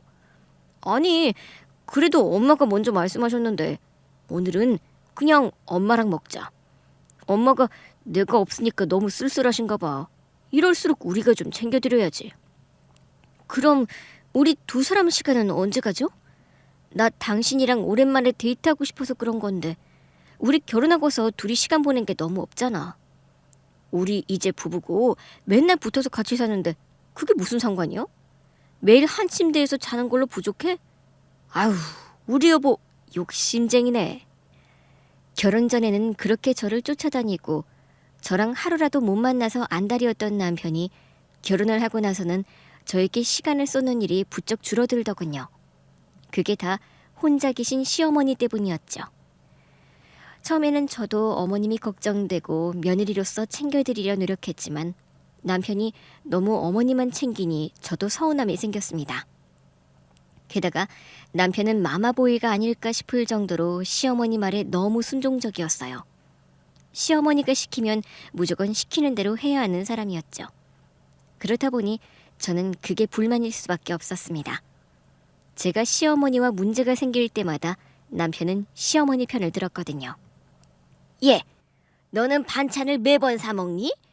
밖에서 사 먹는 거 몸에 나쁘니까 직접 만들어 먹으라고 내가 몇 번이나 말을 하니? 어머니, 저 퇴근해서 오면 7시예요. 그때 와서 음식해서 먹으려면 잘 시간도 부족해요. 맞벌이 부부 중에 음식 다 해서 먹는 집이 어디 있어요? 그리고 요즘에는 다들 이렇게들 살아요. 밖에서 사다 먹는다고 몸에 나쁜 것도 아니고 반찬 가게에서도 유기농으로 깨끗하게 만드세요. 네가 그걸 어떻게 알아? 내가 그러라면 그러는 줄 아는 거지. 너는 무슨 말이 그렇게 많아? 하여간에 지 CM이 알기를 개똥으로 알지. 꼬박꼬박 말대꾸에 너는 나 이겨먹지 못하면 죽니? 어떻게 맨날 그렇게 꼬투리를 잡아? 꼬투리를 잡으려는 게 아니라 어쩔 수 없다고 말씀드리는 거예요. 그리고 저나 남편이나 맞벌이인데 왜 자꾸 저한테만 그러세요? 남편한테는 요리하라거나 살림하라고 말씀 안 하시잖아요. 그걸 왜 우리 아들이 하냐? 그런 건 여자들이나 하는 거지. 어디 감히 귀한 내 아들한테 그런 걸 시키려고 그래? 어머니, 그럼 제가 밖에 나가서 돈도 벌고 살림도 하고 저만 다 해야 한다는 말씀이세요? 그거 뭐 대수라고 네가 좀 혼자 하면 안 되니? 꼭 그렇게 밖에서 고생하고 들어오는 남편 고생시키고 싶어? 너 지금 네가 잘났다고 유세 부리는 거냐? 하여간에 이래서 내가 처음부터 네가 마음에 안 들었어. 아들밖에 모르는 시어머니는 늘 저를 못 잡아먹어 안달이었습니다. 맞벌이 부부인 저에게 남편 챙기랴 반찬해 먹이랴 별별 요구를 다 하셨거든요. 그런 것들이 부당한 일이라 생각해서 맞받아치기라도 하면 시어머니는 제가 대든다며 화를 내셨습니다. 저는 잘못한 게 없다고 생각했지만 시어머니는 모든 게 제 탓이라 하셨죠. 그리고 남편은 그런 상황에 중간 노릇 한번 제대로 못하고 늘 자기 엄마 편만 들었어요. 당신 아까 그냥 좀 참지 그랬어. 왜 엄마한테 대들고 그래? 뭐? 그럼 내가 그런 상황에 그냥 듣고만 있어야 한다는 거야? 내가 어머니한테 그 정도 얘기도 못해? 그럼 내가 어머니한테 대들기 전에 당신이 좀 말리지 그랬어. 어머님이 나한테 화내고 소리 지르시는데 당신은 어떻게 가만히 있을 수 있어? 아니, 내가 그 상황에 엄마한테 뭐라고 그래. 내가 괜히 끼어들면 엄마가 실망하실 거야. 안 그래도 내가 결혼하고 바뀌었다고 그러시는 분인데 내가 당신 편이라도 들면 어떻게 해? 엄마랑 최대한 안 부딪히고 사는 게 최선이야. 이게 다 당신 위해서 그러는 걸 왜 몰라? 연애할 때는 별도 달도 다 따줄 것처럼 말하던 남편이 결혼을 하고 남편이 되니 정말로 남의 편이 되더라고요. 저보다는 시어머니가 우선이었고 저는 그저 그런 시어머니와 남편을 참고 견뎌야 하는 존재처럼 생각하는 듯 했습니다. 이럴 거면 내가 왜 결혼을 했는지 점점 저의 결혼 생활에 회의감이 들기 시작했죠. 심지어 남편은 아직 때가 되지 않았다는 시어머니 말에 아이 계획까지 미루고 있었더라고요. 우리 아이는 언제 가질 거야? 이제 신혼도 즐길 만큼 즐긴 것 같은데 슬슬 준비해야 되지 않을까? 내가 나이도 있고 걱정돼서. 글쎄? 엄마 말로는 결혼해서 5년은 지나봐야 된다 그러던데 우리 아직 2년밖에 안 살았잖아. 그게 무슨 소리야? 어머님이 당신한테 그런 말씀을 하셨어? 아무래도 아이 계획은 신중해야 하니까 우리 관계가 더 단단해지고 부부로서도 부모로서도 완벽히 준비가 되었을 때 해야 한다는 거지. 그러니까 우리 조금만 더 기다려보자. 기막히게도 시어머니가 저희 자녀 계획까지 간섭하려 하시더라고요. 저는 생각해 본 적도 없는 5년 기다림을 들먹이며 남편은 자기 엄마 말대로 하려고 했습니다. 부부 사이에 결정해야 할 일을 왜 시어머니가 간섭을 하시며 남편은 왜 그런 자기 엄마 말만 듣는 건지. 저는 결혼 생활에 회의를 느낄 수밖에 없었어요. 그렇다고 한 번 한 결혼을 무르기가 쉬운 것도 아니고 저 혼자서 스트레스를 받을 정도로 힘들어야 했습니다. 그런데 시어머니의 그 억지가 결국 제게 도움이 될 줄은 몰랐어요. 어느덧 결혼 3년 차. 시어머니 문제 때문에 남편과 한창 관계가 나빠지던 그때 제가 남편의 불륜을 알아차리게 되었거든요. 당신 이게 뭐야? 뭐가? 왜 또 시비야? 당신 카드 내역서에 왜 숙박업소 내역이 찍혀 있어? 어느 날 남편의 책상을 정리하다가 남편의 카드 대금 영세서를 보게 되었습니다. 너무 지저분해서 별 생각 없이 정리를 하려고 했던 건데 우연히 들여다보게 된 그 명세서에서 남편이 숙박업소에서 결제한 내역을 보게 된 겁니다. 저는 결혼하고서 남편과 같이 외박을 한 적이 없었거든요. 심지어 날짜를 확인하니 그날은 남편이 시어머니를 챙긴다며 집을 비웠던 날이었어요. 시어머니가 건강이 안 좋으시다며 간병을 하겠다고 나갔던 남편이 웬 모텔에서 카드를 긁은 겁니다. 그걸 보게 된 저는 단번에 남편의 외도를 확신할 수밖에 없었어요. 당신 이거 뭐냐고. 이거 아니 이거 별거 아니야. 그냥 내가 외근 나갔다가 좀 피곤해서. 외근? 당신 이거 찍힌 시간이 몇 시인지는 보고 그러는 거야? 밤 10시에도 외근을 하니? 그리고 이날 당신 어머니 간병하겠다고 나갔던 날이잖아. 어머니 모시고 모텔이라도 갔다는 거야? 제가 허를 찌르는 질문을 하자 남편은 아무 말도 하지 못했습니다. 남편은 너무 둔해서 거짓말이나 변명에 별 소질이 없었거든요. 그래서인지 남편은 결국 마지못해 순순히 자신의 불륜 사실을 시인했습니다. 미안해 여보. 그냥 딱 한 번 실수였어. 당신도 알잖아. 내가 거짓말하면서 당신 속일 만큼 간이 큰 놈도 아닌 거. 그냥 한 번만 용서해주면 안 될까? 용서? 지금 나더러 바람핀 남편을 용서하라는 거야? 내가 아무리 속이 없어도 그렇지 어떻게 남편 불륜을 용서해? 그러게 거짓말도 못하는 인간이 무슨 자신감으로 바람을 피웠어?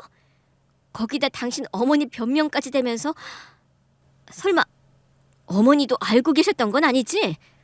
아니 엄마가 당신한테는 들키지 말라고 그래서. 알고 보니 시어머니는 이미 모든 걸 다 알고 계셨더라고요. 시어머니가 당신 아들의 불륜 사실을 알고 그걸 도와주려고 같이 저를 속이고 있었던 겁니다. 근래 들어 남편을 너무 자주 부르신다 싶었더니 그게 다 저를 속이려고 연막을 쳤던 거죠. 남편이라는 인간이나 시모라는 인간이나 사람 하나 바보 만드는 게 너무나 쉬웠나 봅니다. 바보같이 저 혼자서만 그것도 모르고 남편과의 결혼 생활에 대해 고민을 했던 거죠. 그 사실을 알고서 저는 어마어마한 배신감과 실망감을 느껴야 했습니다. 그리고 저는 곧장 시모를 찾아가 따졌어요. 어머니가 이 사람 불륜 사실 알고도 덮어주셨어요? 무슨 소리를 하는 거냐? 아니, 너는 오라고 할 때는 콧방귀도 안 끼더니 갑자기 찾아와서 무슨 행패야? 어머님이 이 인간 불륜 덮어주고 알리바이 만들어주신 거냐고요? 아이고, 귀청 떨어지겠네. 너 지금 시애미 앞에서 소리를 지르는 거니? 이게 오냐 했더니 아주치 시어머니 무서운 줄을 모르네. 이 싸가지 없는 게 어디에서 큰 소리야? 지금 제가 큰 소리 안 지르게 생겼어요? 저 다 알고 왔어요. 이 인간이 다른 여자랑 모텔 들락거린 거 다 알고 왔다고요.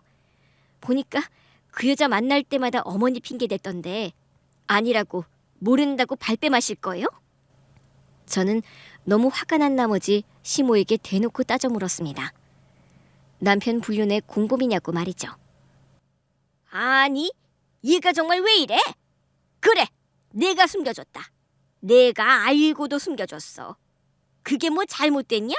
그럼 내가 너한테 내 아들 바람났다고 순순히 이실직고 해야 되냐? 뭐라고요? 지금 그걸 말이라고 하세요? 아니, 어떻게 그걸 저한테 숨길 수가 있어요? 다른 것도 아니고 아들이 다른 여자를 만나고 다니는데 그걸 탓하고 바로잡지는 못할 망정 숨겨주고 방패막이가 돼준다고요? 그게 부모로서 시어머니로서 옳은 행동인가요? 변명할 의지도 없는 시모는 사실대로 말하면서도 제게 미안한 마음 하나 보이지 않았습니다. 역시 그 부모의 그 자식이더라고요. 다들 정말 뻔뻔하네요. 결혼하고 아내가 있는데도 다른 여자 만나고 돌아다니는 저딴 인간이나 그런 인간 말종 낳아 기르면서도 뭐가 잘못된지 모르는 당신이나 아주 둘이 똑같아요. 똑같아. 뭐라고? 너 지금 뭐라고 그랬어? 이게 어디서 시애미한테 삿대질을 해? 당신? 너 지금 나를 당신이라고 그랬니? 쌍욕 날리자는 걸 다행으로 알아요. 그럼 내가 지금 이혼할 마당에 당신 같은 시어머니를 시어머니라고 불러야겠어요? 미친 할망구라고 하지 않는 걸 다행으로 알아야지. 뭐야? 이 기집애가 정말 미쳤나? 싸가지 없는 게 이제는 개념까지 밥 말아먹었네. 내 아들이 바람났다고 이제 지 시애미까지 나 몰라라 하냐? 그럼 바람난 아들 감싸주는 시모 뭐 잘했다고 존중해요? 아직 상황 파악이 안 되나? 아줌마, 정신 차려. 당신 아들이랑 나랑 이혼하면 남남인데 무슨 시어머니야? 거지 같은 소리를 하고 있어 정말. 그래서 너 내 아들이랑 이혼하겠다 이거냐?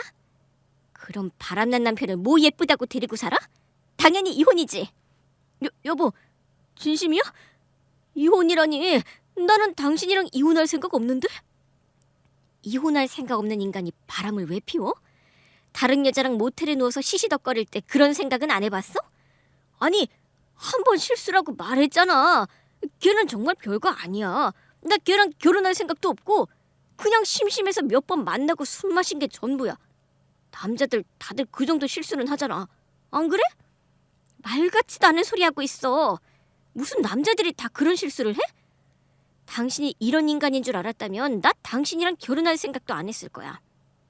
결혼 전에는 그렇게 지고지순한 척, 나밖에 없는 척, 순진한 척 다 하더니 이딴 식으로 사람 뒤통수를 쳐? 마마보이인 걸로도 모자라서 바람까지 피냐? 이 머저리 같은 인간아? 이 기집애가 지금 누구 아들더러 머저리래? 너 죽을래? 죽고 싶어? 그 입 안 다물어? 아줌마나 입 다물어. 머저리처럼 마마보이 아들 키워놓고 모자르다고 결혼을 시켰어? 이따위로 할 거면 평생 지 아들 끼고 살지. 왜 결혼 같은 거 시켜서 사람을 힘들게 만드냐고. 아주 끼리끼리야. 당신 말이 좀 심한 거 아니야? 엄마한테 그게 뭐 하는 짓이야? 아무리 화가 나도 그렇지. 당신 원래 안 그러잖아. 왜 그래 무섭게. 그래, 나 평소에 안 이러지. 당신이 뻘소리를 해도 좋게 얘기하려고 그러고 당신 엄마가 개소리를 짓거려도 침착하게 말하려고 그랬지. 근데 내가 이렇게까지 막 나가는 걸 보면 지금 상황이 얼마나 심각한지 모르겠어? 니들이 나를 이렇게 만든 거잖아. 사람 뒤통수를 이렇게 갈겨놓고 이 정도 예상도 못했니? 저는 너무 화가 나고 기막혀서 시모와 남편에게 소리를 질렀습니다. 그동안 어떻게든 점잖은 척 해보려고 남편과 시모에게 좋은 며느리, 아내 노릇 해보려고 했더니 이것들이 사람을 얼마나 우습게 여겼나 보세요. 저는 더 이상 그것들에게 좋은 사람이고 싶지 않았습니다. 그동안 참았던 것이 완전히 터져버린 저는 미친 사람처럼 소리를 질렀습니다. 남편은 그런 저의 모습에 얼어붙었고 아무도 저를 말릴 수 없었죠. 남편은 그런 짓까지 하고도 저와 이혼할 생각이 없다고 했지만 상관없었습니다. 저의 이혼 결심은 아주 확고했거든요. 이제 다 끝났어. 너 같은 인간이랑은 더는 못 살아. 그러니까 당장 내 집에서 짐 싸서 나가. 뭐? 아니 나가라니. 여보 왜 그래? 앞으로 응?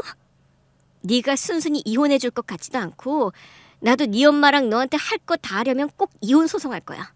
그러니까 너는 짐이나 싸들고 나가. 뭐야? 네가 뭔데 내 아들더러 집을 나가라 마라 해? 내가 그동안 별말 없이 있었더니 그새 잊었어요? 당신 아들이 얹혀 사는 그 집이 누구 집인지? 그랬습니다. 남편과 제가 살던 그 집이 바로 제 집이었거든요. 결혼하기 전에 부모님의 권유로 청약을 꾸준히 넣었었는데 정말 운이 좋게도 당첨이 되었고 얼결에 제 집 마련을 할 수 있었습니다. 당시에는 몇 억이 안 되는 소형 아파트라 모아둔 월급으로 구매를 할 수 있었고 결혼 전부터 제가 그 집에서 살고 있던 탓에 남편과 결혼을 하면서 남편이 몸만 들어왔었어요. 제가 살면서 가전, 가구 다 준비되어 있어서 혼수라고 할 것도 없었고 결혼식 비용 같은 건 반반으로 했으니 사실상 남편은 그 집에 전혀 권리가 없었던 거죠. 그래서 저는 남편을 내보낼 생각이었어요. 그 집 내 집이에요. 내가 내 돈 주고 산 아파트라고. 그러니까 이혼하면 당신이 나가야지. 맞지? 그건 그렇지만 아니 그래도 재산 분할 뭐 그런 거 해야 하는 거 아니야? 재산 분할? 우리가 나눌 재산이 뭐가 있는데. 당신 월급 받아서 당신 다 쓰고 우리 생활비 각자 각출해서 썼잖아. 나는 네가 얼마를 버는지 얼마를 모아놨는지도 제대로 모르는데 우리가 재산 분할을 해야 해? 그렇다고 내가 네 코 묻은 돈 탐나는 것도 아니고 나 네 재산에 관심 없으니까 그냥 이대로 헤어져. 그 집은 나눠야지. 나더러 나가라고 하면 그만이야? 이혼하자는 제 말에 남편은 재산 분할 이야기를 꺼냈습니다. 정말 기가 막혔어요. 뭘 잘했다고 바람 피워서 이혼당하는 주제에 재산 분할 얘기를 하는지. 그 정도로 뻔뻔한 인간인 줄은 차마 몰랐습니다. 하지만 제가 남편에게 제 집을 뺏길 일은 없을 테죠. 남편이 억지를 부려 소송으로 간다고 해도 결혼 전 제가 취득한 집은 재산 분할 대상이 되게 어려울 테니까요. 정 소송하고 싶으면 해. 어차피 나도 할 거니까. 너랑 네 상간녀한테 위자료 소송하고 저 아줌마한테도 할 거야. 그동안 니네 엄마가 나한테 했던 막말 헛소리 문자랑 통화 내용 싹 다 모아놨거든? 평소 시모의 막말에 시달리던 저는 시모가 제게 보내는 문자나 통화 내용들을 저장해두곤 했습니다. 이런 날이 올 거라고 생각했던 건 아니었는데 어쩌다 보니 제가 그것들을 증거로 쓸 날이 오게 되었네요. 그래서 저는 그것들로 남편의 상간녀뿐만 아니라 시모에게까지 위자료 소송을 걸었습니다. 그리고 결과는 당연하게도 저희 승소였죠. 저는 그들에게서 수천만 원의 위자료를 받게 되었고 변호사의 도움을 받아 무사히 이혼을 할 수 있었습니다. 그렇게 그 후로 다시는 그 인간들을 안 보고 살게 될 줄 알았는데 몇 년 만에 그 인간들이 저를 다시 찾아온 거예요. 집값이 그렇게나 올랐으면서 너 혼자 다 처먹고 입 닦으려고 그랬어? 당신도 정말 양심 없다. 이혼할 때도 맨몸으로 나가게 하더니 여기서 이렇게 혼자 잘 먹고 잘 사냐? 양심도 없는 거사. 10억이나 올랐으면 반 땅은 해줘야지. 우리 아들이 호구로 보이냐? 저에게 좋은 기억 하나 남겨주지 않은 전시모와 전 남편이 저를 다시 찾아온 겁니다. 어디서 알고 온 건지 제 아파트가 엄청나게 올랐다는 걸 알고 그걸 반으로 나누자고 왔더라고요.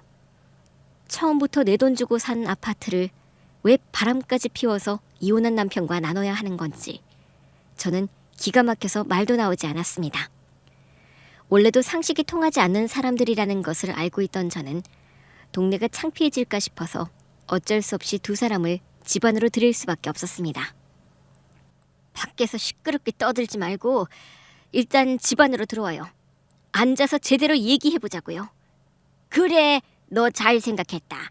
안 그래도 내가 너한테 할 말이 아주 많거든. 그럼 어디 다 같이 둘러앉아서 허심탄회하게 얘기해보자꾸나. 저는 그 두 인간들을 집 안으로 들였습니다. 그래, 얘기가 길어질 것 같은데 어디 앉아서 얘기해야지. 당신 인테리어 새로 했어? 집이 아주 새 집이 됐네. 남이 사 인테리어를 하던 말던 무슨 상관이야? 그리고 아줌마, 왜 남의 집 소파에 함부로 앉아요? 내가 당신더러 거기 앉으라 그랬어? 집 안으로 들이자마자 자기들 집인 양 함부로 구는 전시모와 전 남편의 행동에 저는 소리를 질렀습니다. 들어오라고 할 때는 언제고 왜 또 갑자기 난리야? 그리고 어차피 내 아들이 나눠받을 집 아니냐? 그럼 내가 이 소파에 앉을 자격도 있는 거지. 나눠받기는 누가 나눠받아? 누가 나눠주겠대? 김칫국 마시지 말고 냉수 마시고 정신이나 차리지 그래? 당신 빡빡하게 왜 그래? 좋게 얘기 좀 해보자고 집 안으로 들인 거 아니었어? 아니, 나 당신들이랑 길게 얘기할 생각 없는데? 니들이 말이 안 통하니까 좋은 말로 안 되겠다 싶어서 들인 거야. 당신들 같은 도둑놈들은 상대할 사람이 따로 있거든? 저도 바보도 아니고 아무 생각 없이 그것들을 집안에 들인 건 아니었어요. 저 말고 그 진상들을 상대해줄 사람이 따로 있었거든요. 그리고 그 순간 안방에서 한 사람이 나왔습니다. 여보, 누가 왔어? 왜 이렇게 소란스러워? 당신 얼른 좀 나와봐. 여기 이 사람들 좀 어떻게 해봐. 왜 그래? 대체 누군데? 방에서 나온 사람은 다름 아닌 제 새 남편이었어요. 1년 전 지금의 남편을 만나서 재혼에 성공했거든요. 그래서 저는 요즘 누구보다 행복한 신혼생활을 즐기고 있었습니다. 그날도 남편과 달콤한 늦잠에 취해 있었는데 그런 저희의 휴식을 전 남편과 전 시모가 깨트린 겁니다. 저는 남편을 믿고 전 시모와 전 남편을 집 안으로 불렀고 두 사람의 소란스러운 소리를 듣고 남편이 나왔던 거죠. 여보, 이 사람들 좀 처리해줘. 뭐야, 너 그새 재혼을 했니? 내 아들 걷어차고 재혼을 한 거야? 이혼한 전 남편 버리고 재혼한 게 뭐 흠이라도 되나? 그럼 내가 평생 혼자 살 줄 알았어? 내가 깜빡 속아서 당신 아들이랑 살았던 거지 내가 지 아들 같은 줄 아나? 당신 아들 앞가림이나 잘 시키지. 왜 남의 재혼 가지고 야단이야? 전시모는 제가 그새 재혼을 했다는 사실에 분개하며 화를 냈습니다. 보아하니 전 남편은 그 상간녀랑 제대로 이어지지 못했는지 여전히 혼자인 것 같았거든요. 자기 아들은 이혼당하고 혼자 독거노무로 지내는데 제가 재혼을 했다니 배가 아팠던 모양입니다. 요것 좀 보게. 이 영악한 것 좀 봐. 남의 아들은 이혼남 만들어 놓고 네가 재혼을 했어? 아이고 이 망할 것. 그래서 네 아들 쫓아낸 집에서 니들끼리 호의호식하고 있었냐? 당신 어떻게 이럴 수가 있어? 내가 당신을 얼마나 사랑했는데 어떻게 그새 다른 놈이랑 재혼을 해? 뒤늦게 후회하며 저를 탓하는 두 사람이 정말 가증스러웠어요. 애초에 이혼한 게 누구 탓인데 제가 재혼을 했다고 욕을 하네요. 뭐 묻은 개가 뭐 묻은 개 욕한다고 당신들이 내 욕할 처지나 되나? 애초에 우리가 왜 이혼을 냈어? 당신이 바람 피워서 그런 거 아니야. 내가 당신처럼 바람을 피운 것도 아닌데 재혼을 하건 말건 당신이 무슨 상관이야? 그래도 그렇지. 정말 너무하네. 너무한 건 당신들이지. 이혼 소송 다 끝내고 위자료 지급까지 끝난 상황에 이제 찾아와서 뭐? 집값이 올랐으니 돈을 내놓으라고? 그런 헛소리하는 당신들이야말로 사람이니? 인간이야? 억지를 써도 정도가 있는 거야. 네 아들 인생 망쳤으면 그 정도 책임은 져야지. 됐고 돈이나 내놔. 니들 이혼할 때 제대로 재산 분할도 안 했잖아. 그러니까 이제라도 제대로 분할하자고. 집값이 10억 올랐으니 그중에 5억은 내 아들 목 아니야? 그 돈 당장 내놔 이거 사. 전시모는 여전히 정신을 못 차리고 돈 타령을 하고 있었습니다. 감히 제 남편이 누군지도 모르고 말이죠. 당신들 뭐야? 뭔데 남의 집까지 쳐들어와서 행패를 부리는 거야? 너는 뭔데 이 자식아? 네가 연경이 새 남편이냐? 나는 연경이 전 남편이다 자식아. 나보다 별로 잘난 것도 없어 보이는구만. 네가 뭔데 연경이랑 결혼을 했어? 너? 어디서 굴러먹다 나온 놈이야? 전 남편은 막무가내로 제 남편에게 덤벼댔습니다. 제 남편은 유도도 오래 해서 몸도 좋고 키도 거의 190cm 가까이 되는 장신이었는데 대체 전 남편이 뭘 믿고 덤벼드나 싶더라고요. 아니나 다를까 냅다 주먹을 휘두르는 전 남편을 제 남편이 가볍게 제압했습니다. 주먹부터 나가는 거 보니 질이 나쁜 인간이네. 당신 이거 폭행죄라는 거 알아?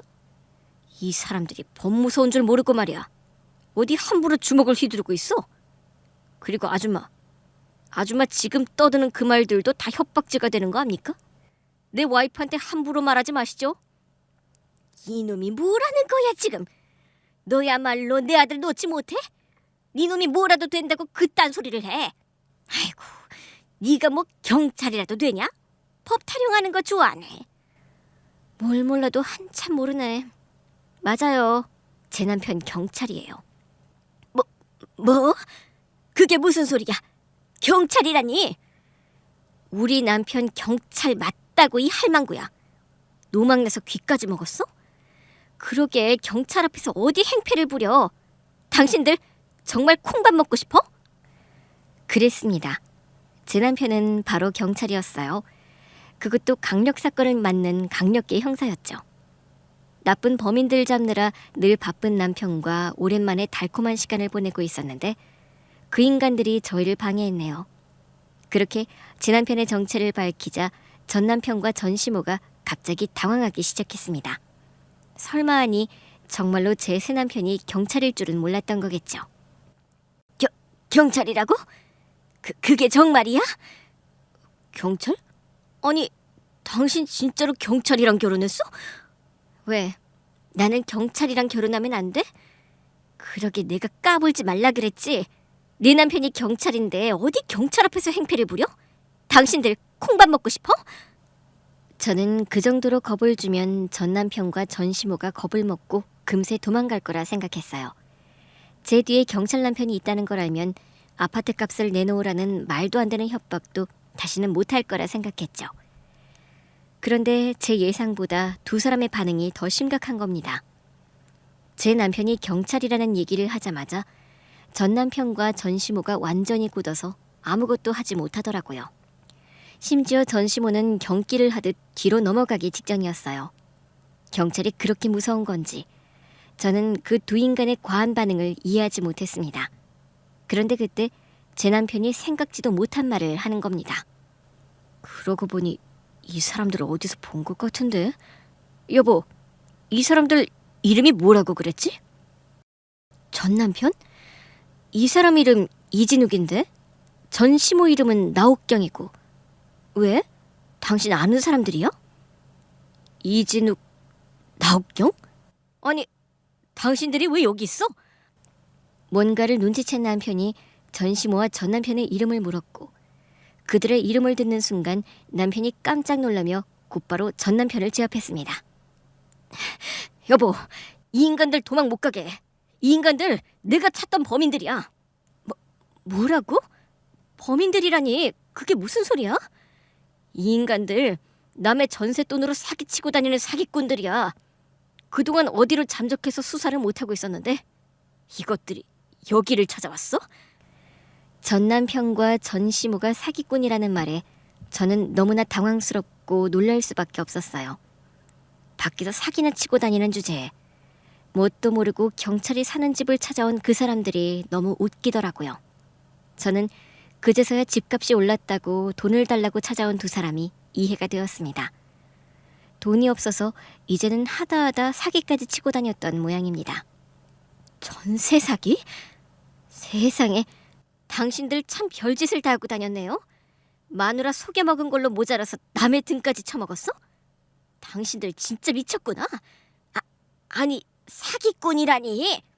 우리는 그냥 사정이 있어서 그런 거지. 일부러 사기치려고 그런 게 아니라고. 우리 아들이 너랑 이혼하고서 직장도 그만두고 집에 돈이 없어서 세를 좀 놨는데 그 돈을 못 돌려준 거야. 그냥 그뿐이라고. 그러니까 그게 전세 사기라는 거예요. 남의 전세금 떼먹는 건 뭐 자랑이야? 그런 주제에 어떻게 딱 경찰집으로 들어왔을까? 이건 뭐 나 잡아가라 하는 것도 아니고 이런 인연도 참 신기하네요. 그쵸?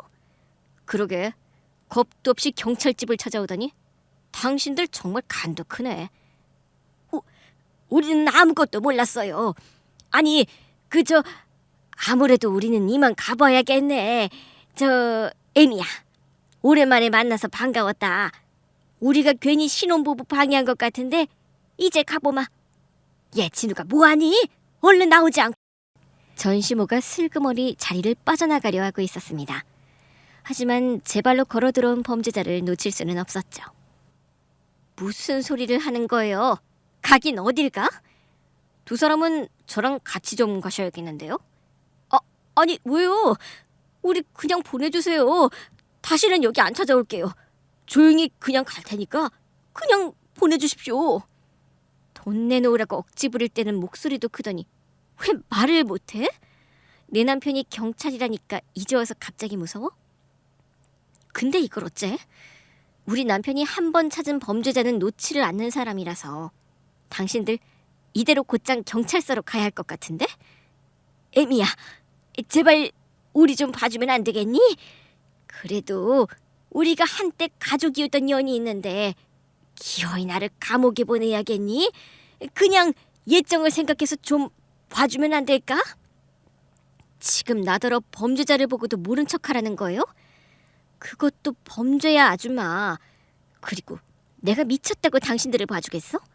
당신들이 나한테 한 짓이 있는데 결혼 생활 내내 며느리 못 잡아먹어서 안달이던 인간이 이혼하고서도 돈 내놓으라고 찾아와 놓고 내가 좋게 당신들을 봐줄 것 같아? 말도 안 되는 소리 하지 말고 당장 경찰서로 갑시다. 아유, 우리 그냥 보내달라니까. 나 강력계 형사입니다. 당신들 같은 범죄자들 그냥 두고는 못 본다고. 아니, 선생님, 저희 그래봐야 자범입니다. 그냥 전세금 좀 안 돌려준 것뿐인데 그게 뭐 큰일이라고 이렇게까지 하세요? 저희 그냥 못 본 척 하시고 놔주시면 저희가 평생 감사하면서 살겠습니다. 예, 맞습니다. 저희 다시는 나쁜 짓 안 하고 살게요. 그리고 그 전세금도 금방 갚으려고 그랬어요. 사실 저희도 억울하거든요. 저희가 돈이 있는데 안 돌려줬겠습니까? 우리도 돌려주고 싶어도 돈이 없어서 그런 거죠. 이런 사정을 좀 헤아려 주셔야지 막무가내로 다 범죄자 취급하시면 안 되죠. 이 사람들이 안 될 사람들이네. 범죄에 크고 작은 게 어디 있습니까? 당신들은 별거 아니라고 그러지만 당신들 때문에 수많은 사람들이 피눈물을 흘리고 있어요. 그럴 거면 처음부터 돈 있는 척하고 속이지를 말았어야지. 당신들이 작정하고 속여먹은 피해자가 몇인 줄은 알아요? 그 사람들은 다 선량한 피해자들인데 당신들이 어떻게 그 사람들 앞에서 무죄를 주장할 수 있어? 아니, 사람 죽이고도 잘만 도망다니던데 우리가 뭐 그렇게 큰 죄 지었냐고요? 여보, 이 사람들 말 들을 거 없어. 내가 이 인간들 잘 아는데 이 사람들 자기 잘못 절대로 모르는 인간들이야. 평생 자기들이 잘난 줄만 알고 남 탓밖에 못한다니까? 그러니 오죽하면 내 돈으로 산 내 집값 올랐다는 걸 알고 여기를 찾아왔겠어? 들어줘봐야 전부 헛소리니까 그냥 바로 잡아가. 이 인간들은 제대로 콩밥 좀 먹어봐야 해. 저는 남편에게 단호히 말했습니다. 그런 인간들과 더 이상 말 섞을 필요도 없다고 말이죠. 그러자 전 남편이 끝까지 저를 원망하며 물고 늘어지더라고요. 당신 정말 너무한다. 우리가 이 정도 사이밖에 안 됐어? 그래도 우리 서로 사랑했던 사이인데 당신은 당신 전 남편이 감옥에 가기를 바라는 거야? 가기를 바래. 그럼 내가 너 같은 인간이 잘 먹고 잘 살기를 바랄 줄 알았어? 나는 당신들이 아주 괴롭기를 바라거든? 안 그래도 간통죄 없어져서 콩밥 못 먹인 게 한이었는데 결국 감옥에 가긴 가겠구나. 아주 꼴 좋다. 저는 전 남편과 전시모를 비웃으며 웃어주었습니다. 마지막에 웃는 자가 승리한다더니 결국 제가 이긴 셈이 되었네요. 그렇게 전 남편과 전시모는 남편의 차를 타고 경찰서로 향하게 되었습니다. 갑자기 휴일에 찾아온 인간들 때문에 남편이 쉬지도 못하고 다시 출근을 하게 되었지만 덕분에 찾던 범죄자들도 찾고 여러모로 좋은 일이었어요. 나중에 남편에게 전해 듣기로는 그 두 사람이 끝까지 자기들의 죄를 인정하지 않고 무죄를 주장했다고 하더라고요. 자신들은 아무것도 몰랐다며 사기를 치려는 의도가 아니었다고 주장하는 거죠. 그 바람에 그 두 사람에게 당한 피해자들만 억울한 처지였지만 다행히 제 남편이 열심히 수사한 덕분에 전 남편과 전 시모의 범죄 혐의점을 찾아낼 수 있었습니다. 조사 결과 그 두 사람이 사람들에게 속여 받아낸 전세금으로 불법 코인에 투자를 했다는 것을 밝혀냈거든요. 하지만 결국 코인에 넣은 투자금은 전부 잃었고 살던 집을 팔아 도망다니고 있었던 거예요. 그래서 저에게 돈을 내놓으라고 찾아오기까지 했던 거죠. 그러다 결국 제 남편에게 붙잡혀 수사를 받게 되었고 두 사람은 법정에 서게 되었습니다. 그리고 남들 눈에 피눈물 낸 전시모와 전 남편은 결국 감옥행을 면치 못했습니다. 그래도 다행히 시모가 집을 판 돈이 계좌에 고스란히 들어있어서 피해자들에게 전세금을 돌려줄 수 있게 되었습니다. 법원에서는 전 남편과 전 시모의 계좌를 동결시켰고 피해자들은 피해를 구제받을 수 있었죠. 두 모자가 나란히 감옥에 들어가게 되었다는 소식을 남편에게 전해 들은 저는 그제서야 마음 편히 남편과 함께 축배를 들 수 있었어요. 정말 다행이다. 피해자들이 돈을 돌려받을 수 있어서 다행인 것 같아. 다 당신 덕분이네. 너야 할 일을 했을 뿐인데 뭘. 어떻게 보면 다 당신 덕분이지. 그 인간들이 당신을 찾아오지 않았더라면 이런 일이 있었겠어? 당신 덕분에 내가 범죄자도 잡고 피해자들도 구할 수 있었던 거야. 당신이 있으니 그 인간들이 나를 무시하지 못했던 거지. 내 남편이 경찰이라는 거 몰랐으면 그 두 사람 끝까지 나를 괴롭혔을걸? 그 인간들이 내 아파트 탐내서 괴롭혔을 거 생각하면 지금도 아찔해. 정말 끈질기고 욕심 많은 인간들이거든. 그래서 나는 당신한테 고마워. 그러게 어떻게 하필이면 내가 찾던 범인들이 그 두 사람이었을까?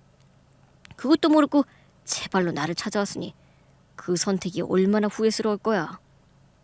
아마 지금쯤 감옥 안에서 눈물을 흘리고 있겠지. 엄한 욕심만 부리지 않았더라면 당신한테 잡히지도 않고 감옥에 들어가지도 않았을 테니까. 그런 걸 보면 당신이랑 나랑 만나게 된 것도 다 운명이 아닌가 싶네. 맞아. 나 그래서 그 인간들한테 고맙기까지 해. 그때 그 사람이랑 헤어지지 않았더라면 내가 당신이랑 만날 수가 있었겠어? 나는 이혼하고 당신 만나서 새 출발할 수 있었던 게 내 인생에서 가장 큰 복이었던 것 같거든. 정말로 저는 그렇게 생각했어요. 제가 전 남편과 이혼하지 않았더라면 지금의 남편을 만나지도 못했을 거고 이런 행복과 안정감은 모르고 살았겠죠. 어쩌면 전 남편과 전 시모가 속썩이는 걸 애써 참으면서 답답한 결혼 생활을 이어갔을지도 모릅니다. 그래서 저는 그 두 사람에게 고맙기까지 했어요. 덕분에 지금의 남편을 만나게 해줬으니 말이죠. 물론 그 두 사람은 지금쯤 땅을 치고 후회하겠지만요. 그래도 살아보니 악인은 언젠가는 벌을 받고 착하게 산 사람들은 어느 순간 돌려받는 때가 오는 것 같더라고요. 저도 전 남편과 이혼할 때만 해도 제 인생이 망했다고 생각한 적이 있었습니다. 좋은 사람인 줄 알고 결혼을 했는데 완전히 속아서 이혼까지 하게 되었으니까요. 그때는 주변 지인들한테 부끄럽고 부모님께 죄송해서 너무 힘들었거든요. 그런데 지나고 보니 그것들이 다 제 인생의 자양분이 되어주더라고요. 한번 사람을 겪고 보니 더 좋은 사람을 구별할 눈이 생겼던 거죠. 그래서 지금의 남편도 만날 수 있었고요. 그래서 저는 지금 후회가 없습니다. 지금 남편과는 오래오래 행복하게 살 자신이 있거든요. 지금의 남편은 저를 헷갈리게 하는 사람이 아니에요. 언제나 제게 확신을 주고 저의 중심을 잡아주는 기둥 같은 사람이죠. 그리고 얼마 전 그런 저희 부부에게 덧없이 기쁜 소식이 찾아왔어요. 여보, 나 임신이래. 뭐? 그게 정말이야? 아니, 분명 병원에서 어렵다고 그러지 않았어? 그러니까 말이야. 그래서 다 포기하고 있었는데 어떻게 이런 일이 있지? 이건 기적이야. 당신이 너무 좋은 사람이라서 하늘에서 복을 내려주셨나 봐. 여보, 나 지금 너무 행복해. 마흔이 가까운 나이에 저는 병원에서 난임 판정을 받았었습니다.